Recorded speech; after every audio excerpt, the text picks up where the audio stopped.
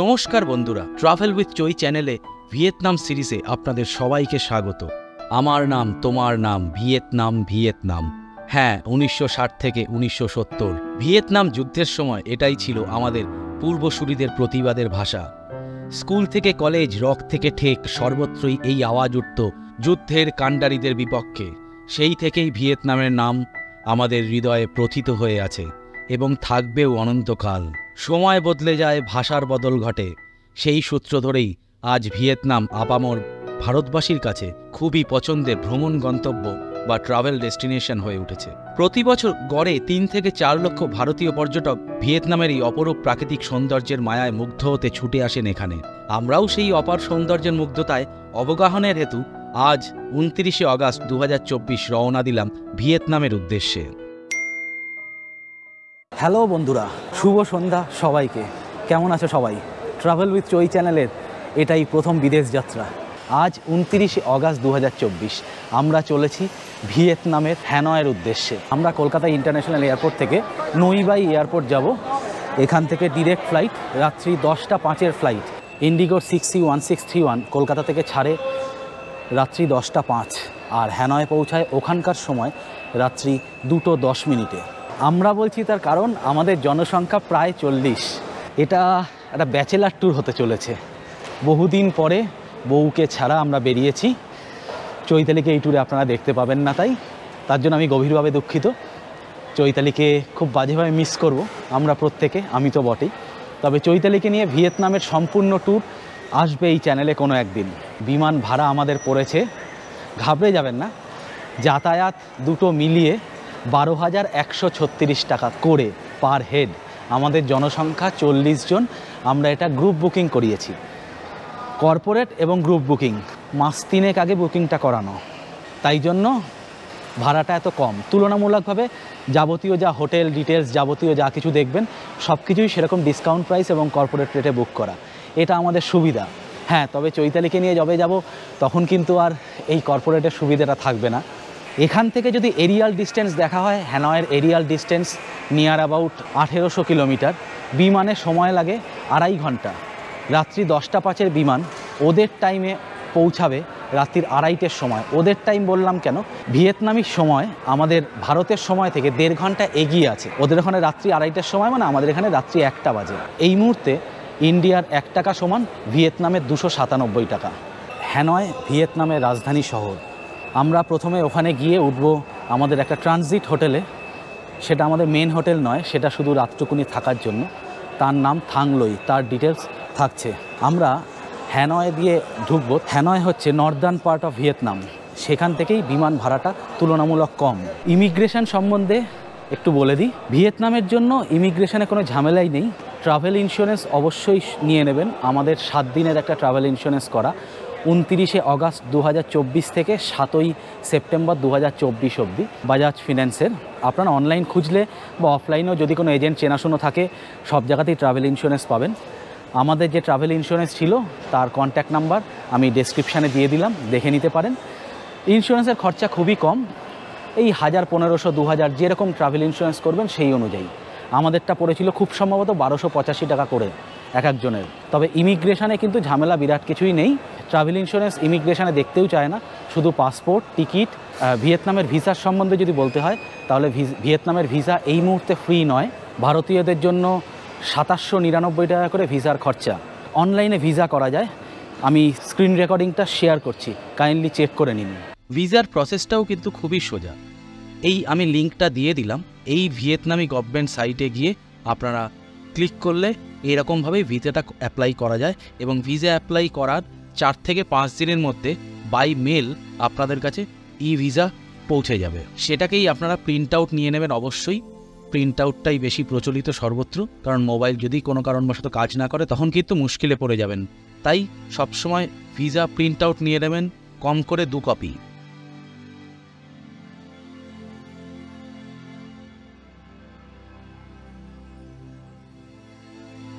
ঘড়ির কাঁটা জানান দিল এখন বাজে 9:35। বোর্ডিং চালু হয়েছিল 9:10। তো সব প্যাসেঞ্জার অলরেডি বোর্ডেড, তার জন্য 9:35-এ বিমান ছেড়ে দিল।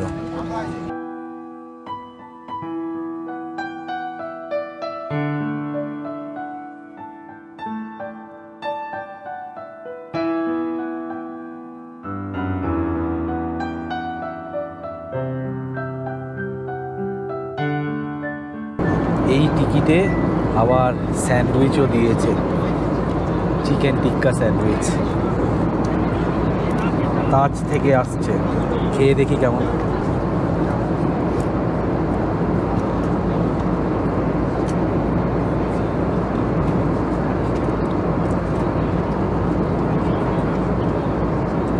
বেশ ভালো কথা, দারুণ। ভারতীয় সময় রাত্রির 12:30, ভিয়েতনামে এখন রাত 2টো। আমরা পৌঁছে গেছি নই বাই ইন্টারন্যাশনাল এয়ারপোর্টে। এবার সব থেকে বড় কাজ, কারেন্সি এক্সচেঞ্জ করতে হবে, তাই তো? এয়ারপোর্ট সবই একই রকম।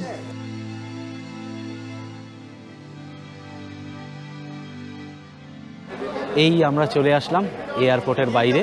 এই রাস্তার উপর থেকে আপনারা ট্যাক্সি পাবেন, এই সাইড থেকে ট্যাক্সি পাবেন।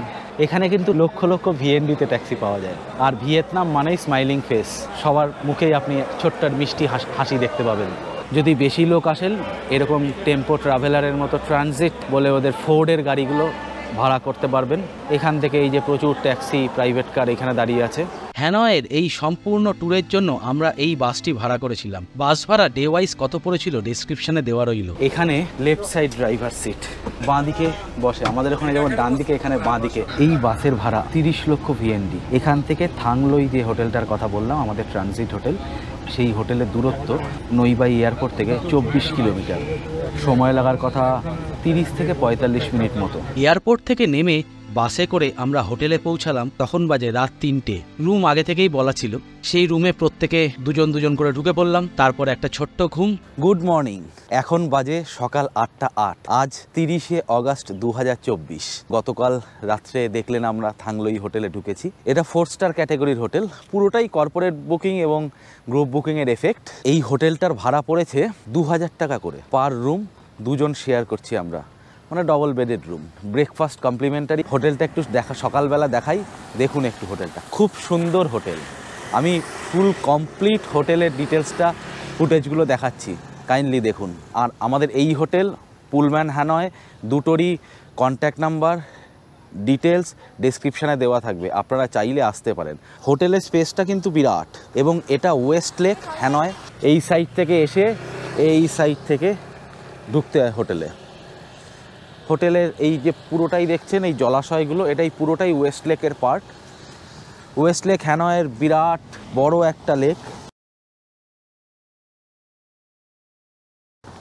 এইটা শেষের দিক, এই সাইডেও আছে, এবং পুরো প্রপার্টিটাই কিন্তু হোটেলের। এই সামনে থেকে এন্ট্রান্স, ভিতরের দিকে ঢুকে যেতে হয়। এখানেও ভারতবর্ষের মতো হুন্ডাই, ফোর্ড, মিৎসুবিশি, কিয়া, এই সব গাড়িগুলো চলে। ইন্ডিয়ার সাথে তো আমি পার্থক্য খুব একটা দেখছি না। এখন ভারতেও বর্ষাকাল, এখানেও বর্ষাকাল। এখন আবার হালকা হালকা বৃষ্টি পড়ছে, চশমার উপর দেখে বোঝা যাচ্ছে খুব গুড়ি গুড়ি বৃষ্টি শুরু হয়েছে সবে। ভোর রাতে 4টের সময় এসে আলটিমেট ঘুমোলাম। 4টে থেকে 7টা অবধি 3 ঘন্টা ঘুম। ঘুমিয়ে উঠে ফ্রেশ হয়ে বেরিয়ে পড়েছি তোমাদেরকে হোটেলটা দেখাবো বলে। এই হচ্ছে হোটেলের রিসেপশন লবি।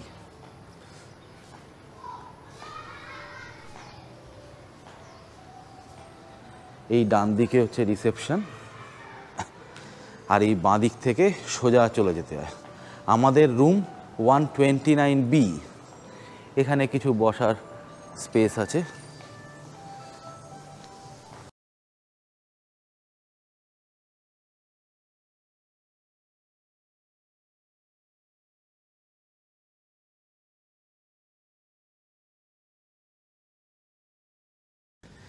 এই হচ্ছে পুরোটা ওয়েস্ট লেক।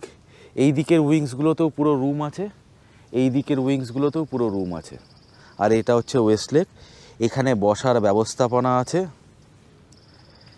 এই পুরো জায়গাটাই, বিরাট লেকটাই হচ্ছে ওয়েস্ট লেক হ্যানয়। এই রেস্টুরেন্ট থেকে বেরিয়ে এসে এই হচ্ছে সুইমিং পুল এরিয়া। তাহলে এবার রুম ট্যুরটা দিই, চলো। রুমটাও দারুণ রুম, আমার তো দারুণ লেগেছে রুমটা। এই হোটেলের এই সাইড থেকে এসে এই দিকে হচ্ছে আমাদের রুমগুলো। রুমটা কিন্তু পুরোটাই ওয়েস্ট লেকের উপরে।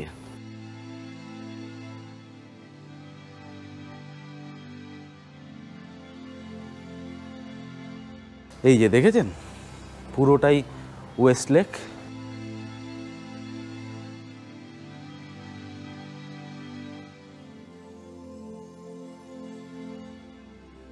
এই যে আমাদের দাদা রেডি, পুরোটাই ওয়েস্ট লেকের উপরে। এই হচ্ছে রুম। আমরা মোটামুটি রুমটাকে একটু হালকাপাতি নোংরা করে ফেলেছি। এখানে দুটো বেড আছে, আলাদা আলাদা, একসাথে করে নেওয়া যাবে, অসুবিধার কিছু নেই। এখানে একটি টেবিল আছে, টিভি আছে যদিও প্রয়োজন পড়বে না, একটি এসি আছে, আর bed side light, normal light, পুরোটাই কন্ট্রোল হয় এই রিমোটটা দিয়ে। মানে এই যে ধরো, মানে আমি যদি ওয়াল লাইটটা বন্ধ করতে যাই, এই যে এখানে ওয়াল লেখা আছে, এই যে এখানে ওয়াল লেখা আছে, এই ওয়াল লাইটটা জ্বলছে, আমি এটা টিপলেই ওয়াল লাইটটা বন্ধ হয়ে গেল, আবার এটা টিপে দিলে অন হয়ে গেল। তবে এসির জন্য আলাদা রিমোট আছে। আর এই হচ্ছে ওয়াশরুম। ওয়াশরুমটা মোটামুটি একটু ছোটোর দিকে। এখানে একটা বেসিন আছে, কোমোড, এখানে একটা বাথটাব যেটা আমাদের কোনোদিনও প্রয়োজন পড়ে না, শাওয়ার একদম বেসিক। এখানে এই হেয়ার ড্রায়ার, একটা শেভিং মিরর, আর এখানে একটা কাবার্ড আছে। কাবার্ডটা আবার দু সাইড থেকে খোলে, কাবার্ডে লাইট জ্বালানো যায়। কাবার্ডের এখানে আয়নাও আছে, এই যে দু সাইড থেকে খোলে। এবার ব্রেথ টেকিং ভিউটা দেখো। এটা হচ্ছে ব্যালকনি, বুঝতেই পারছো, পর্দাটা সরিয়ে দিলে এই হচ্ছে হোটেল থেকে ভিউটা। ওহ, চমৎকার, খাসা, অসাধারণ। ভাষা হয়তো কম পড়ে যাবে, সত্যি ভাষা হয়তো কম পড়ে যাবে, মানে দারুণ দারুণ।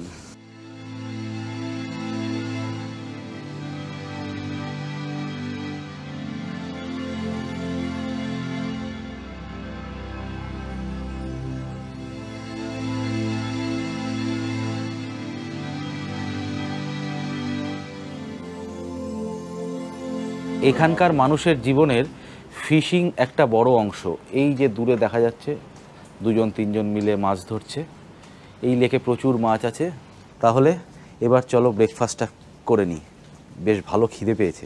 এই হচ্ছে ব্রেকফাস্ট পয়েন্ট, শুরু করি এখান থেকেই। প্রচুর আইটেম, কফি, চা, দুধ, তারপরে এখানে বিভিন্ন ধরনের ওয়াটারমেলন জুস, অ্যাপেল জুস, এখানে কিছু ফ্রুটস, এই খেয়েই চলে যাবে।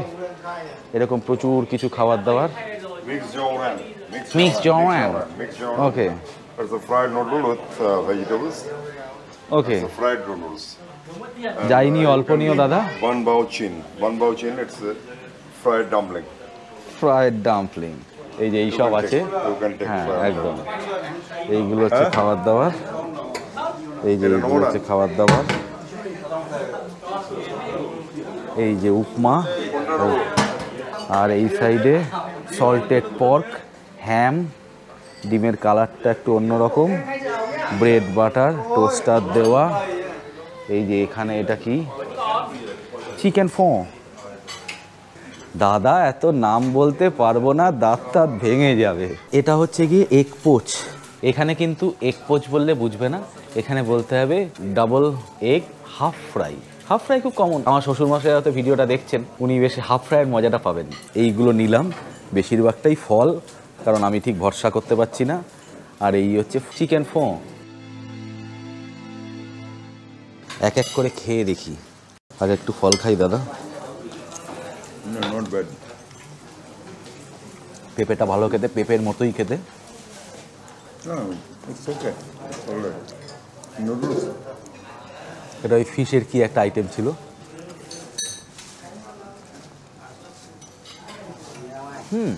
ভালো, ভালো না? Morning, morning. Good morning. আরে পোহাটাও তো ভালো খেতে। এটা কি নুডলস? Noodles ঠিকই আছে। Boiled noodles. খাবার দাবার কিন্তু বেশ ভালো। ফিশ টিশগুলো, পর্ক আমরা খাই না, তাই পর্ক নিয়ে নিই, কিন্তু ফিশ এইটা একটু খেয়ে দেখি। এটা বেসিক্যালি চপস্টিক দিয়ে খায়।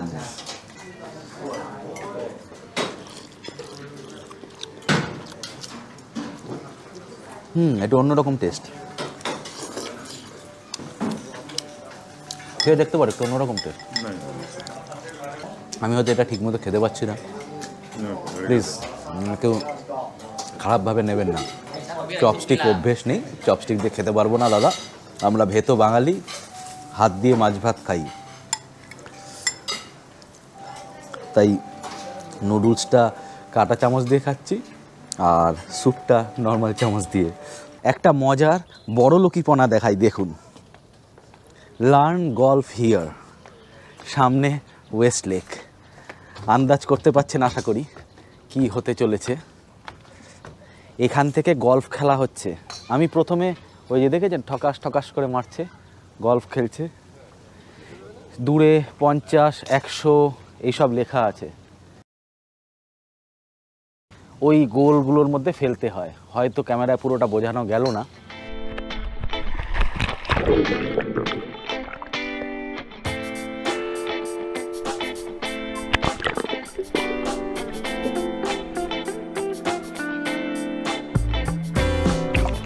ভারতীয় সময় 10:30।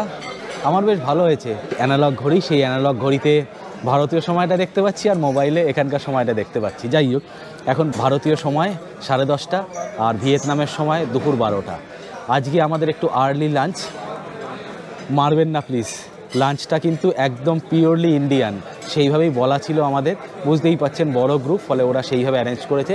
এখানে প্রচুর ইন্ডিয়ান থাকে, কুকও ওনাদের 2জন বা 3জন ইন্ডিয়ান আছে, তো সেরকমই ইন্ডিয়ান খাবার। দেখুন খাবারগুলো, এটা হচ্ছে চিকেন হরিয়ালি কাবাব, নর্মাল ডাল, ভাত, আলু চিপস টাইপের, ফিশ অমৃতসরি, হ্যাঁ মারবেন না প্লিজ। এটা পনির দো পেঁয়াজা, স্যালাড, পাঁপড়, এটা হচ্ছে দই ভাত, রুটিও আছে। মুখার্জি সাহেব আমাদের রুটি নিয়েছে আর এর সাথে মিষ্টির মধ্যে পায়েস আছে। বুঝতেই পারছে ভিয়েতনামে এসে প্রথম দিন, তাতেই ভারতীয় খাবার, মানে জাস্ট ভাবতে পারছি না। বলেছিলাম কি হবে জানি না, খেতে কেমন জানা নেই।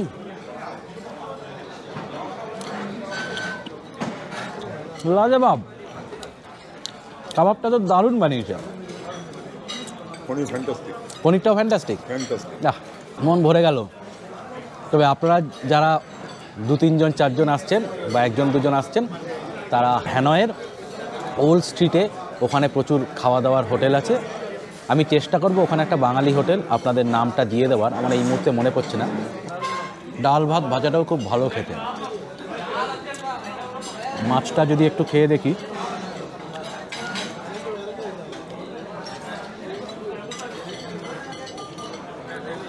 মাছটাও ঠিকঠাক, খুব ভালো বলবো না কী মাছ আমি জানি না, কী মাছ বোঝা যাচ্ছে, সি ফিশই হবে, সি ফিশ হবে। আমি জেনারেলি খাবারের এত বড় ভিডিও দিই না, এবার দিচ্ছি কারণ বিদেশে এসে সবারই একটা টেনশন থাকে কী খাবো, কোথায় পাবো, তাই জন্যই খাবারের ভিডিওটা দেওয়া। আলটিমেট হোটেলের খাবারগুলো কিন্তু ভালো, লোকাল ডিশ। আমরা সবসময় বলি যেখানেই যাবেন সেখানকার লোকাল ডিশ ট্রাই করবেন, খেতে সব ভালো লাগে। বাড়িতে তো ডাল ভাত আলু পোস্ত মাছের ঝোল সবারই থাকে, বাইরে গিয়ে বাইরের খাবার, বাইরের দেশের খাবার, সেগুলো তো আমাদের খুব ভালো লাগে, আশা করি আপনাদেরও ভালো লাগবে। খাওয়া দাওয়া তো জাস্ট চুমু, পুরো অসাধারণ খাওয়া দাওয়া। আর একটা চিকেনের আইটেম ছিল, রুটি ছিল, আর লাস্টেই আইসক্রিম। এই আইসক্রিমটা দেখেছো, এরকম বাটিতে করে দিয়েছে, ভাবতেই পারিনি এই দেবে। আচ্ছা, এই খাওয়া দাওয়ার রেট, মানে এই খাওয়া দাওয়ার তো কমপ্লিমেন্টারি না, ব্রেকফাস্টটা কমপ্লিমেন্টারি ছিল। এই খাওয়া দাওয়ার জন্য আমাদের থেকে নিয়েছে 1200 টাকা পার প্লেট। সেই হিসাবে গ্রুপে এসছি, সবাই যা চাইবে সেটাই করতে হবে, এটাই নিয়ম। তবে আইসক্রিমটা দারুণ খেতে, নারকেলের ফ্লেভার আছে। এই হচ্ছে হোটেলের ঝকঝকে রৌদ্র আলোকে ভিউ। এখন আকাশটা সুন্দর। হোটেলটা কিন্তু বিরাট, চারি সাইডে প্রচুর পার্কিং। এখানে তো আর আশা করি গাড়ি নিয়ে আসবেন না, ফলে পার্কিং দেখানোর কোনো অবকাশ নেই, তাও বলে দিলাম। এই হচ্ছে হোটেল ভিউ, সুন্দর চারি সাইড লেক দিয়ে ঘেরা, লেকের উপরেই হোটেলটা, থাং লই। হোটেলটা ভালো লাগলো? খাওয়া দাওয়া কেমন কমেন্টে প্লিজ জানাবেন। এখানে দেখুন, ডান দিক থেকে এই দিকে যাচ্ছে আর বাম দিক থেকে এই দিকে আসছে, মানে ইন্ডিয়ার সাথে কিন্তু পুরোটাই উল্টো। আর মার্ক্সবাদী বুঝতেই পাচ্ছেন, হোচিমিনের শহর ভিয়েতনাম, হ্যানয়, চারি সাইডে লাল পতাকা উঠছে। বন্ধুরা, প্রথম পর্ব এই পর্যন্তই। ভিয়েতনামে এসে কোথায় ঘুরলাম, কি কি দেখলাম, কোথায় কত খরচ, ভিয়েতনাম থেকে কোন কোন বিখ্যাত জিনিস উপহার দেওয়া যায় আত্মীয় পরিজন বন্ধুবান্ধবদের, সব তথ্য থাকবে পরের পর্বগুলোয়। যদি ভিডিওগুলো ভালো লাগে তাহলে অবশ্যই চ্যানেলটি সাবস্ক্রাইব করবেন এবং বন্ধু ও পরিবারের সবার সাথে ভিডিওগুলো শেয়ার করবেন। ফিরে আসছি পরের সপ্তাহে ভিয়েতনামের রাজধানী শহর হ্যানয়ের সাইট সিন নিয়ে।